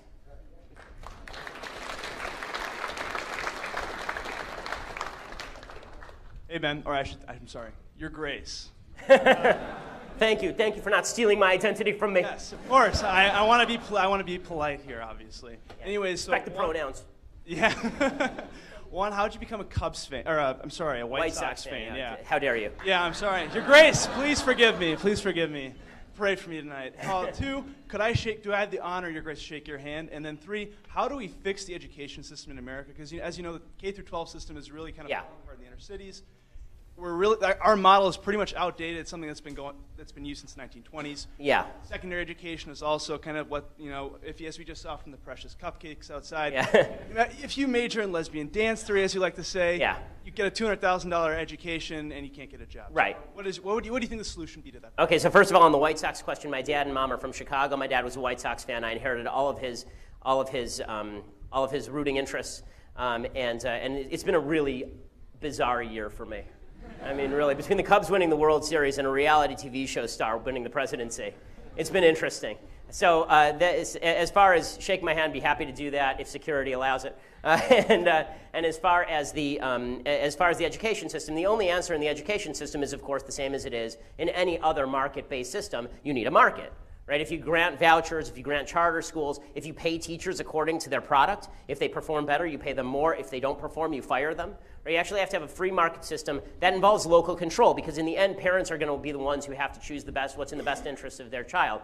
It's also going to take a bit of civic re-education, because the fact is that this has nothing to do with color. There are lots of miseducated kids in this country because education is not taken seriously in a lot of communities across the country. And so people are going to have to be told that, and they're going to have to learn that education matters a lot. And you can see this. I mean, in the Jewish community, education's always been a priority, and that's why Jews have always been very highly educated, regardless of the society in which they live. Americans have typically been highly educated, too, because we respect and value education. One of the ways to do that is by giving control back to the parents and making it their responsibility. The more government steps in, the more parents step out. And that's been true in every aspect of the private sector. The more government steps into welfare, the less people give charity. The more the government tries to regulate morality, the less the church does. Right? The fact is that the bigger government is, the less private choice there is, and private choice is the only way of guaranteeing quality of any product. When people declare a right to education, a right means that you have the ability to secure what you're looking for from somebody else, presumably. So if there's a right to education, I can force a teacher to teach my kid for free. There's no right to education. Okay, there's a right to seeking an education, and that's what we ought to focus on, is broadening the options for people who are seeking an education and ensuring that parents do a better job of that. And if parents won't get their kids an education, we have to talk seriously about whether that is misparenting in a severe enough way that you talk about, if the government steps in, if that's child abuse. If you just refuse to educate your child in any way, and if you don't care whether your kid's at your school, is that child abuse? I mean, we do have truancy laws in this country, and kids can't take care of themselves. Thanks.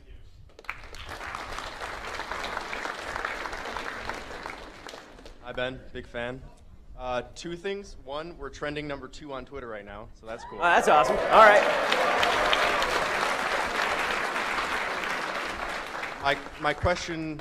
Sorry, you're going to get the quick handshaker. Come on in. Let's do it real fast. All right, dude. Thank you. I love you. Big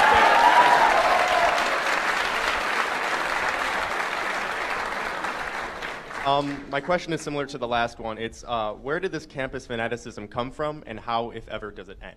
Okay, so the campus madness came about in the 1960s, and what happened is the same thing that happened to the entire 1960s generation, and that is a lot of people came back from World War II, and they said, we are going to protect our kids from all vicissitudes. We just went through the Great Depression and World War II. We are going to make the world safe for our kids. They're never going to have to experience hardship. And they did a wonderful job of that. They made the most prosperous country in world history, the most peaceful country in world history, and their kids grew up in the lap of luxury. And once you grow up in the lap of luxury, young people particularly are always looking for something to push back against. They're always looking for something to fight.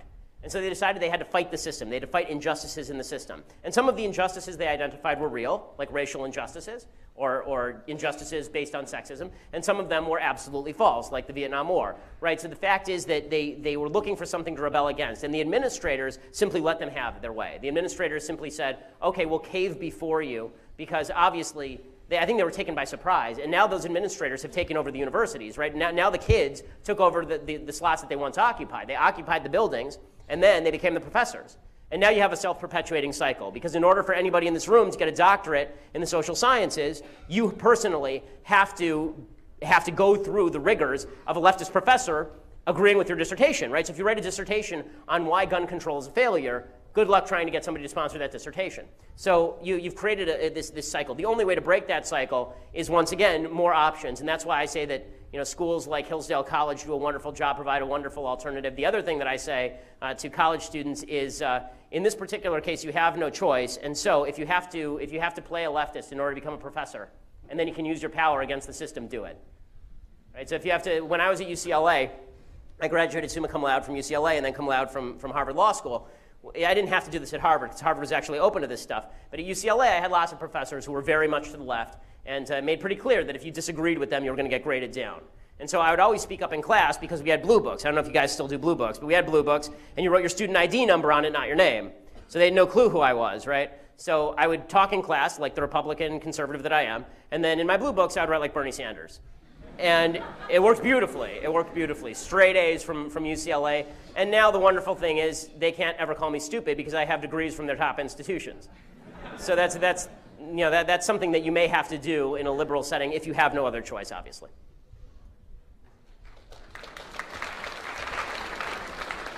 Thank you, Mr. Shapiro, for coming. I've just been informed we are trending #1 on Twitter. Oh, wow, okay.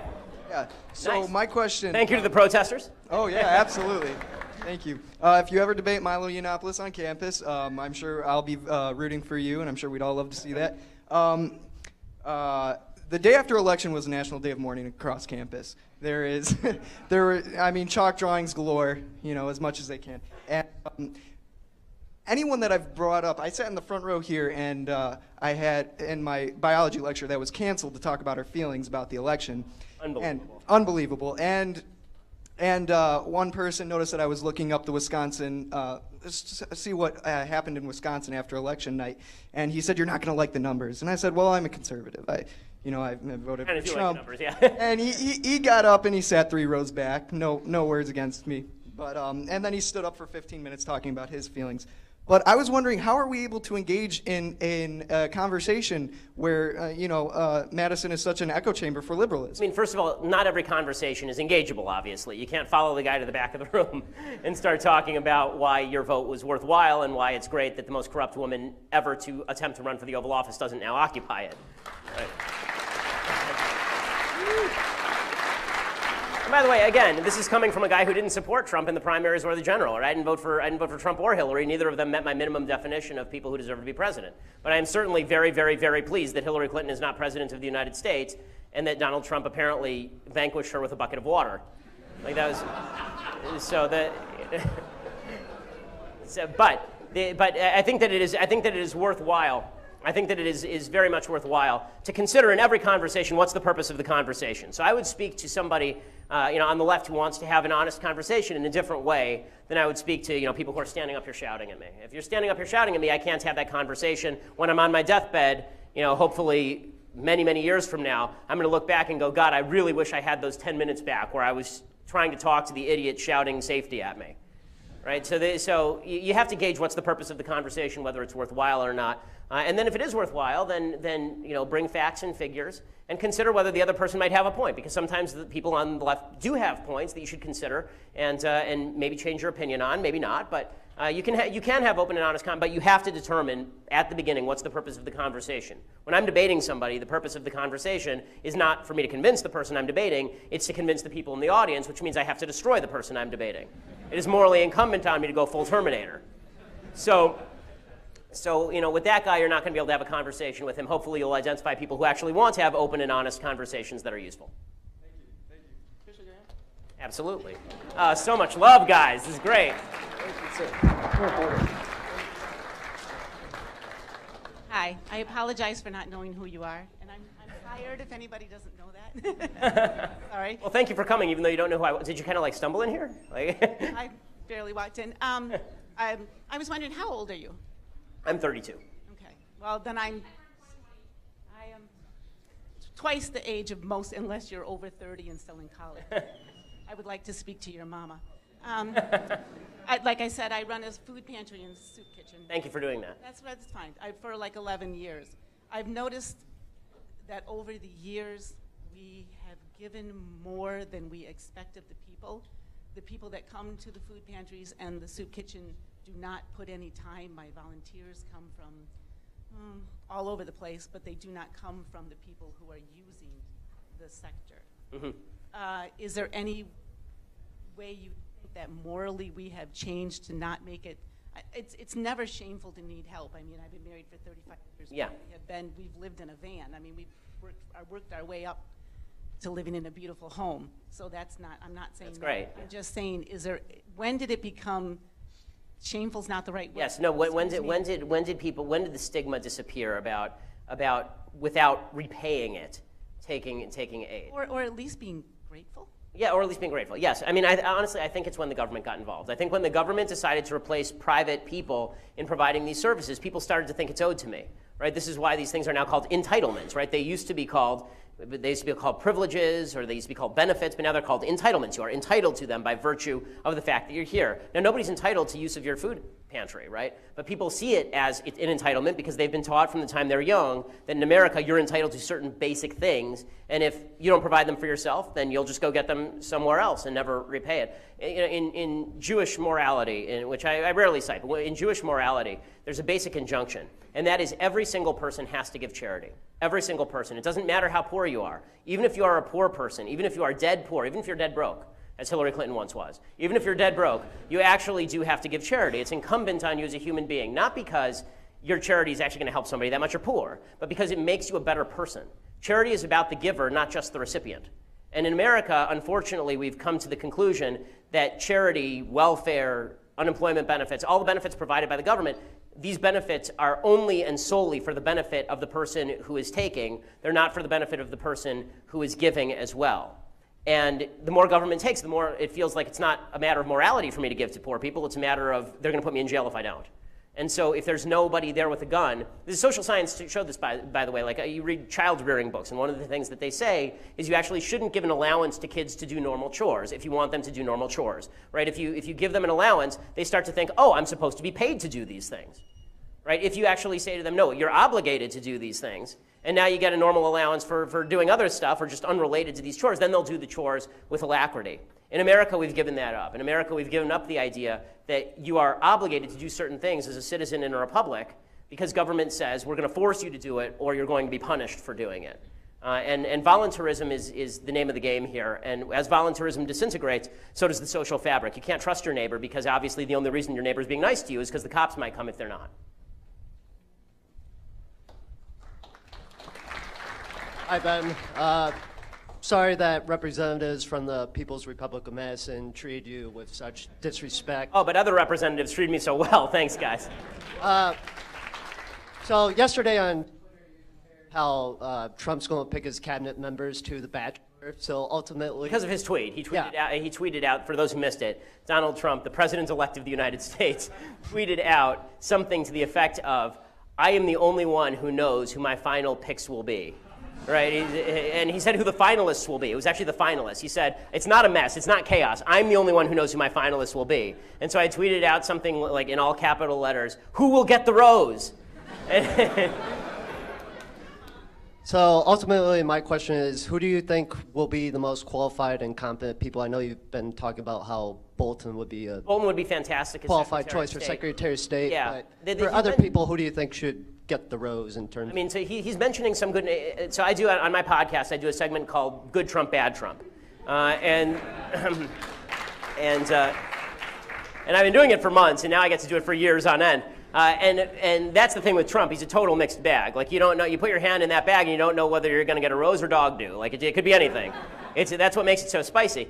And so you know he'll say things like, you know, maybe I'll consider making Rudy Giuliani the Secretary of State. You know, I like Rudy Giuliani, but his experience with international policy is limited to the fact that he lived a few miles from the UN at one point. You know, and then he'll mention Michelle Rhee as Secretary of Education, which would be great.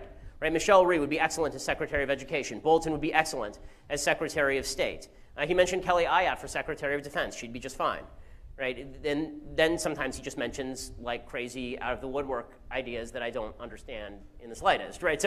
So we'll have to wait and see. Of course, he only knows the finalists, and the reality show editors have not edited it in the back room yet to make it look like this was all planned. My mom is a reality TV show producer. That's how they do it, gang. So you know there are some good people that he's discussing.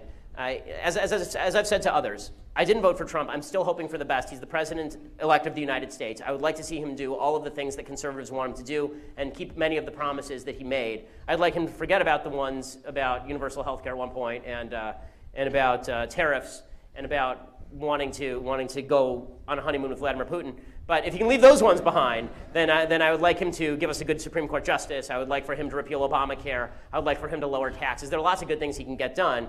Unfortunately, we're just going to have to wait and see. This is actually the hard point, right? Once we get to January 20th and he takes over, which, by the way, the sight of Obama having to give up for Trump is it's just magnificent. It's just magnificent. And it wouldn't be, I didn't vote for him, and it would be nothing, it's the greatest justice imaginable for Barack Obama, who thinks he's this great God King wisdom figure, this merger between MLK and Jesus. If you saw the pictures of him with Trump in the Oval Office, it's my favorite picture in human history. It's a picture of Trump, and he's giving the Trump finger to the press, right? And then next to him is Barack Obama sitting straight up, looking into the distance. It looks like he's got a ramrod straight up his ass. And you can almost see the steel behind his eyes. It's that far up.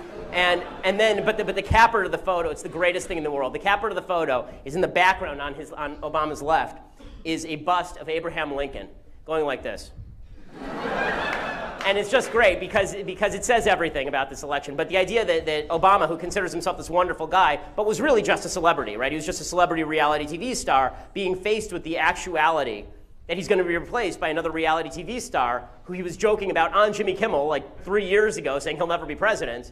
It's pretty spectacular. So we can at least be entertained. But on January 21st, we'll actually know what this looks like. I'm eager to get there because I want to know whether I was right or wrong about Trump. I hope I was wrong. I was wrong about his electability, obviously. So I hope that I'm also wrong about him as a president. I pray that I'm wrong about him as a president, or it's going to be a long 4 years.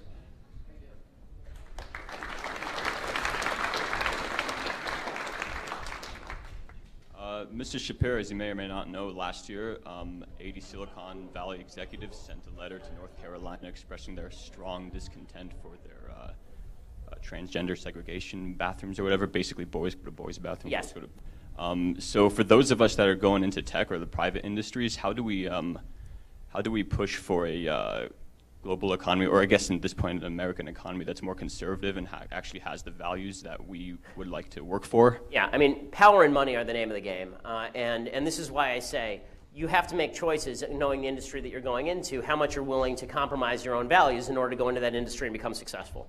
You know, I'm lucky enough that I get to be in an industry where my legitimate job is just speaking my mind every day, which is a pretty wonderful thing. But most people don't. I mean, my mom works in Hollywood. That means that she doesn't get to talk politics at the office, and it means that she has to kind of keep her mouth shut when it comes to issues like this. In the end, the people who have the money and the firing power are the ones who are going to be able to determine the future. It's also worthwhile noting, by the way, that conservatives ought to start using their marketing power in the way that the left has used their market power. So the left tries to boycott North Carolina, right, as you mentioned, because they don't like the policy. Well, conservatives should boycott those companies, right? But conservatives should say, well, if you're going to discriminate against North Carolina, we're not shopping with you. Right? If you're going to say to Brendan Eich, the CEO of Mozilla Firefox, that he has to be fired because he supports traditional marriage, then we should say, okay, no one's going to download Mozilla Firefox, and you're going to take a hit in your stock price. That's actually happening now with Grubhub, right? The Grubhub CEO said that he was going to discriminate against Trump employees, people who voted for Trump and were employees, and the stock price has dropped like $6 in the last 72 hours. The NFL, I think, is taking a major hit specifically because of this. I think Colin Kaepernick and the Black Lives Matter movement, it's turned off an entire audience. People who used to think, it's a Sunday, I'm just going to turn on the TV and watch a football game. They think, I don't want to lecture on how America's racist and awful, or Bob Costa's telling me about gun control. Screw it. I'll just watch a rerun of the Dick Van Dyke Show or something. So Americans, conservatives need to start using their power in the market as well.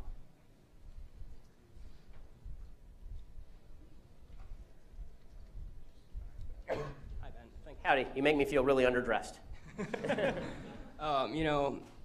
I think this ideology of, social justice and victimhood ultimately is Marxism. Yes. And as someone who came from Venezuela escaping communism, you can imagine the terror that I feel, when I see the state of the media and academia, and given the Democratic nomination, also politics. So my question to you is, why does Marxism refuse to die? Marxism refuses to die because Marxism gives people a utopia to live for. There's a great book called Secondhand Time that I'm reading right now, which is kind of an oral history of the Soviet Union. It's from all these people who were, it just won the Nobel Prize in Literature in 2015. Great book. I highly recommend it. And it's all these people who lived through the Soviet Union and then the fall of the Soviet Union, and all these people who were really excited when the Soviet Union fell, but now it's been replaced by Putin's Russia, and they're nostalgic for the Soviet Union again. They want Stalin back. Stalin shirts are still selling out in Russia, where people's ancestors were being murdered. And there's a book by Daniel Yergin and Joseph Stanislaw called The Commanding Heights. It came out in 1999. And what they said is by the end of the decade of the 90s, capitalism had defeated communism. But they said communism will come back, socialism will come back. And the reason is because in the 1930s, look at the Spanish Civil War, people were dying from the communist side. In the Spanish Civil War, it was communist versus fascist. People on the communist side were dying with the words, this was the rumor anyway, Stalin on their lips. Nobody dies with the words free markets on their lips. Nobody dies with the words nice house on their lips. And the fact is that because American conservatives have not pitched our case in terms of morality and decency and what's right and wrong and what's good and bad, we've instead pitched our case in terms of, look, here's some nice stuff. That's not a winning message. George Orwell wrote a fantastic essay. You should go back and look it up. It's the single best political essay ever written. 1940, he writes about why does Adolf Hitler's Germany rise? Why are young people signing up for Nazism when it clearly is such a flawed philosophy, deeply evil, guaranteeing blood and pain, right? And what he says is, what we here in the West don't understand is that nice houses and decent cars and enough food to eat, all of that's nice enough, but there's still a yearning in the human soul for something more. There's a yearning in the human soul for flag flying, and there's a yearning in the human soul for the sound of guns, right? I mean, there's a yearning in the human soul to fight for something, to make your life matter. Now, as religion declines in the West, and this has been one of the major factors, people don't find their meaning anymore in the idea that I am doing something good on behalf of my fellow man. Instead, they say, I need a utopia to belong to. I need a communal cause to identify with. That's why you see people marching in the streets. That's why you wouldn't see one of these kids who's doing this before stand up and do this by himself, right? You need a bunch of people to do it together. It's important because now you're part of something larger and you're brave and you're special. Right? You wouldn't do it as an individual. As an individual, you could actually have a conversation. But you're virtuous by membership in this clique. So the reason communism will rise again and is rising again and Marxism is rising again is because it says we're more moral, we will provide a utopia, and you can be part of building that utopia no matter how miserable you are. It doesn't matter if we dragged your parents off and killed them in the gulags. All that matters is that you are part of something great, that you are part of something wonderful, right? And that's not what America is. America says it's your job to be a wonderful person. It's your job to take care of your family. You want to make America great again, okay? The way to do that is by making yourself and your family great again. The way to do that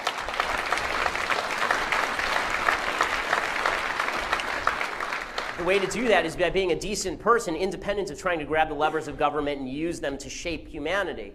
That's what the founders thought making America great in the first place was all about. But we have to make that moral argument. We can never stop making that moral argument. And the more we make the argument that our policies just make you richer, people don't care. People don't care, especially in a rich country. In a poor country, people care.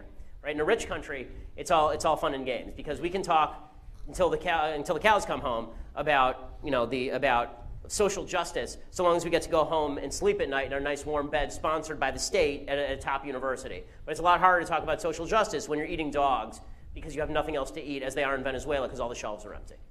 Thanks so much. Ladies and gentlemen, this will be the last question. Yes, and that transgender that grabbed you by the neck might be a direct result because people didn't listen to me. I'm the only person in 2003 that fought the International Olympic Committee over transgenders, and then it spread to, I sat with Jenner in 1976 before he set the record.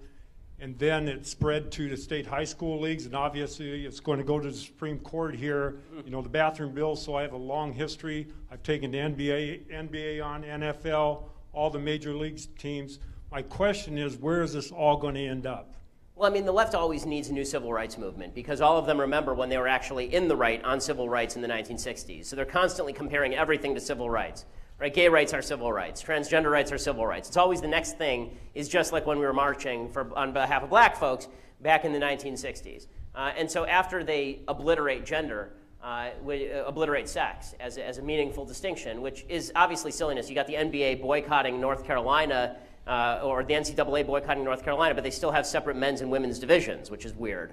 Right? If sex is just arbitrary, then why do you have women's divisions? Why can't it just be a bunch of 6'8" dudes who weigh 300 pounds banging around in the paint with a bunch of 5'3" women, right?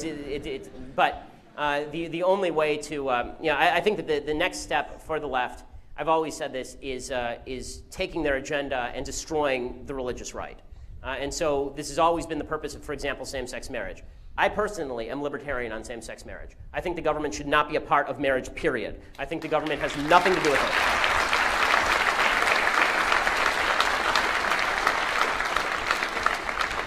And that's not because I'm morally for same-sex marriage. I'm not. I don't think that homosexuality is I'm a religious person. You know, as a religious Jew, I believe there's such thing as sinful and not sinful. That doesn't mean that's public policy, right? Public policy is different than that. So when it comes to public policy, my feeling is that the government is really crappy at everything and hasn't promoted traditional marriage in any real way. When they tried to, it failed. Obviously, the government can't be the barrier between marriage and failure. That just doesn't work. I have personally 2 marriage certificates, right? I have the one from the state that I don't care about and it got lost sometime and I don't care. And then there's my Jewish marriage certificate, which is my ketubah, right? And that's the one that I cared about because it's the one that said I could have sex with my wife.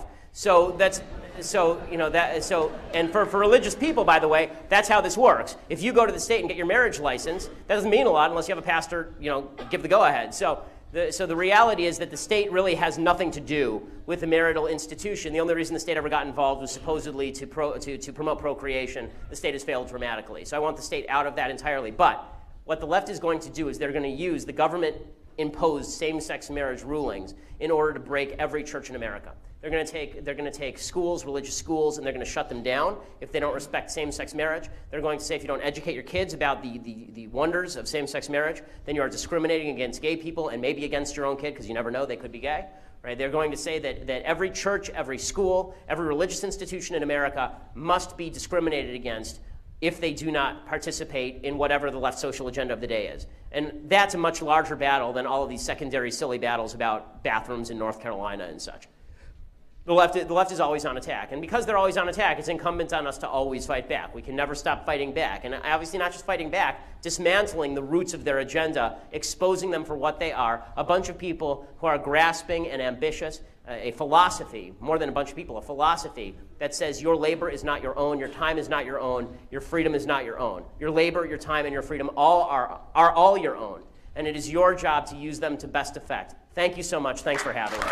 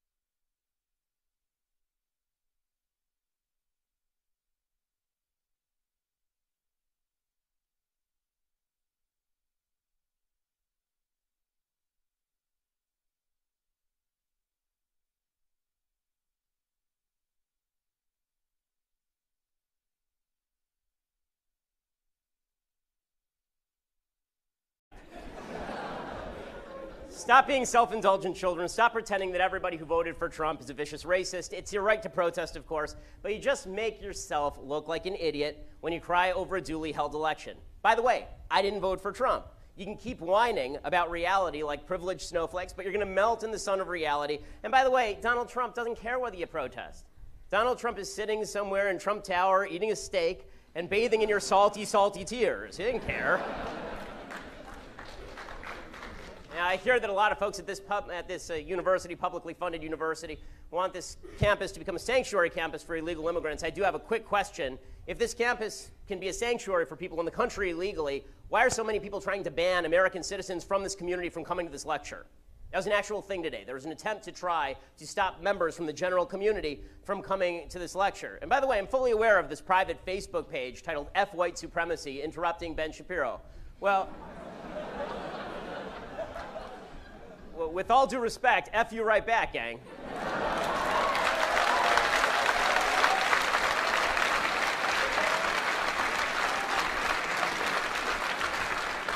By the way, just for the record, according to the Anti-Defamation League, I was the #1 journalistic target of white supremacists this year. It's been a weird year for me. On the one hand, I've been targeted by Black Lives Matter and called the KKK. On the other hand, I've been called Black Lives Matter by David Duke, so it's been really weird.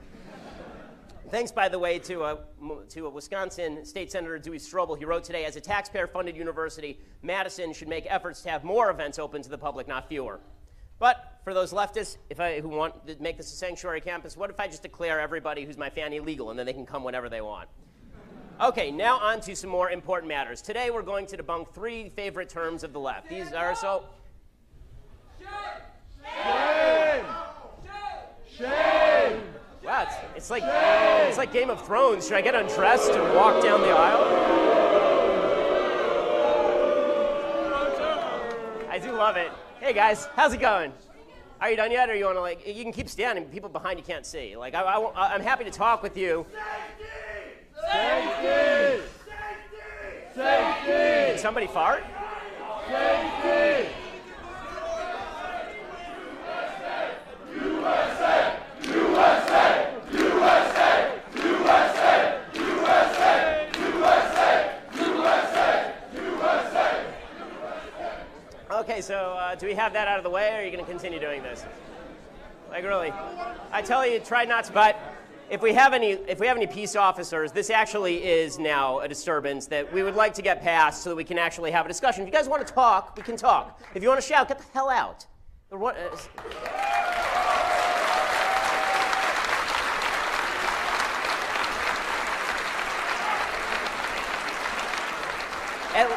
For God's sake, at least wait till I say something that offends you before being offended.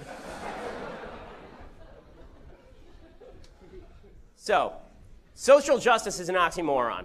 Okay? If a guilty man is acquitted because he's the right race, that is anti-justice. If an innocent man is convicted because he's the wrong race, that's anti-justice. Social justice, however, suggests that your group identity, your identity as a person, relieves you of individual responsibility to be a decent human being. So you get to interrupt lectures if you're the right race, or if you're the right gender, or the right sexual orientation. You get to do these things without punishment because, after all, that's in the nature of social justice, group justice. We don't hold you responsible for your individual actions. You get extra points in heaven because you were born with a certain skin color or sexual orientation.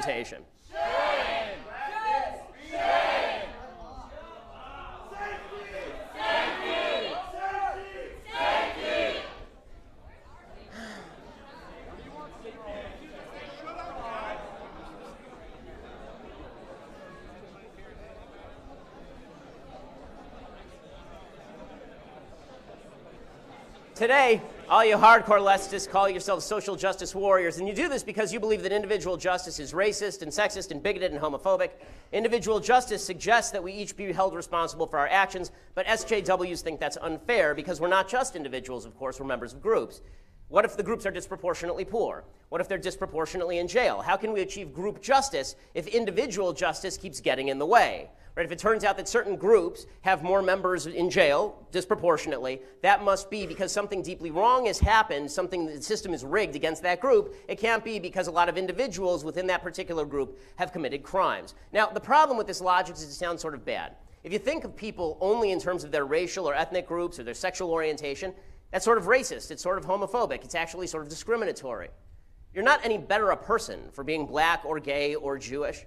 Race doesn't mean anything. Social group is only important if the social group is propagating good things. If you just arbitrarily group people about skin color, that's just called tribalism. Racial diversity doesn't actually mean anything.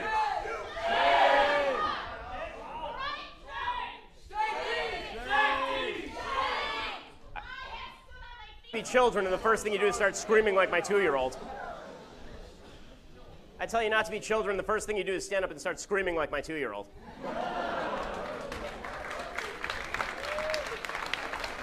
And by the way, you see, this is how conservatives actually treat people. You stand up and you interrupt and you shout safety, and you're perfectly safe. Look at that. It's amazing. Look how that works.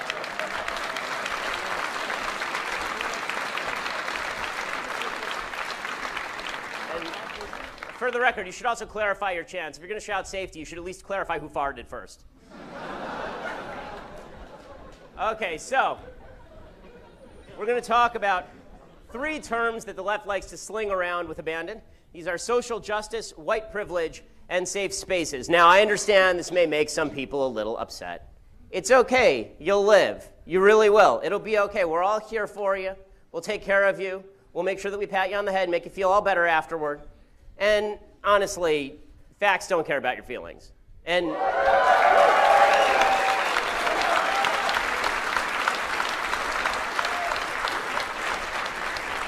okay, so first of all, honest to God. Okay, guys, I'm sorry. I have to explain to you how semantics work. Like, really, I think this is important now. Okay. You're so boring. You're so boring. Okay, so let me explain to you something, okay? If you're gonna pick a chant like shame, who, me? If you're gonna pick a chant like shame, watch Game of Thrones first. The bad guys shout shame.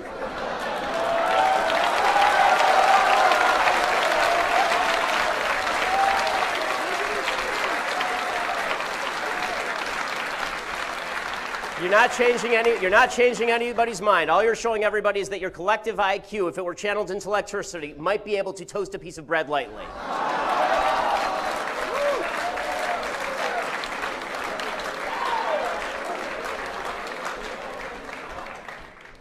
Okay, so can we talk now, or are you going to keep shouting? Like, really, now's your chance to get it out. Let's hear your feelings. Come on. Just go for it. Or it's going to be like every 30 seconds, like the annoying microwave timer. Like, you got anything more? You got anything more? Okay, are we done? Thank you. All right. Social justice.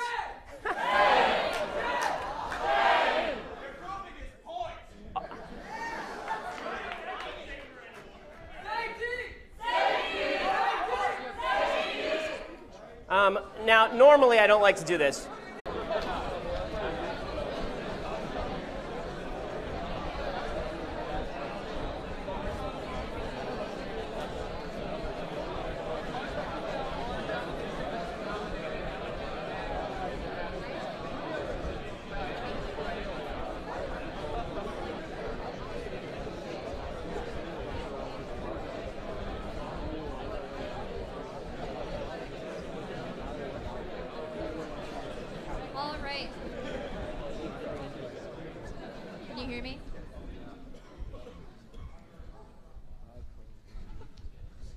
Hello?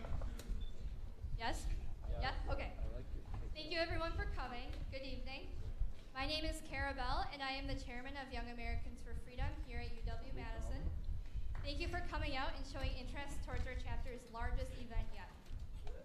Before I have Mr. Shapiro speak, I would like to explain what exactly Young Americans for Freedom is and what we do as a chapter. First, Young Americans for Freedom is Young Americans Foundation chapter affiliate on college and high school campuses across the country. We promote principles of limited government, individual freedom, free enterprise, strong national defense, and traditional values. To do this, we host and participate in a wide variety of campus initiatives, such as the 9/11 Never Forget Project, No More Shea Day, Freedom Week, and the GPA redistribution contest, just to name a few. We also host prominent conservative speakers, as you can see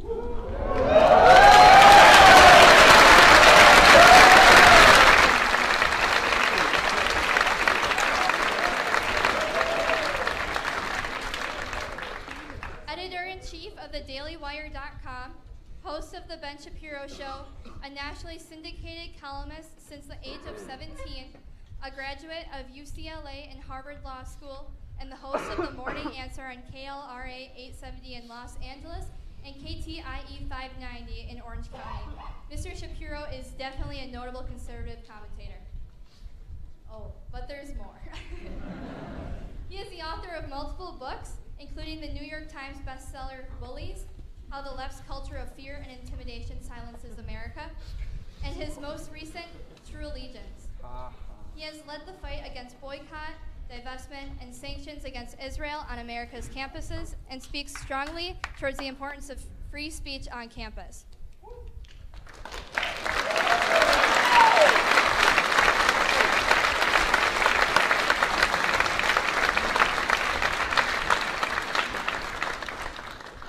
Glenn Beck calls him a warrior for conservatism against those who use fear and intimidation to stifle honest debate. I've never known him to back down from a fight. Sarah Palin says that Americans should consider Ben's advice about how we must stand up and push back twice as hard against this bullying. Sean Hannity says to join Ben Shapiro and fight back against liberal bullying. On behalf of Young America's Foundation and the Wendy P. McCaw Freedom Lecture Series, please join me in welcoming Mr. Ben Shapiro.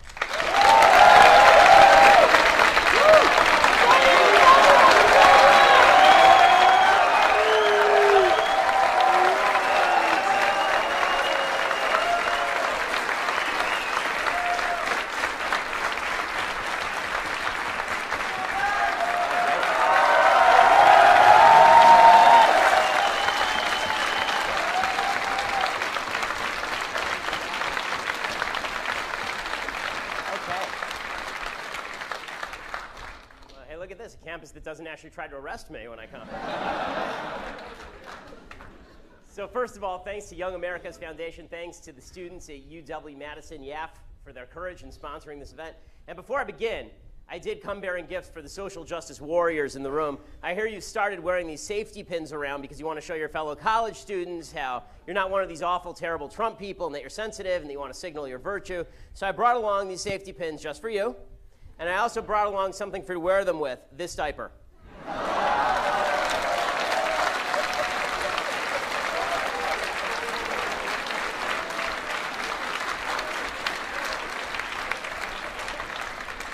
It's time to stop being self-indulgent, children. It's time.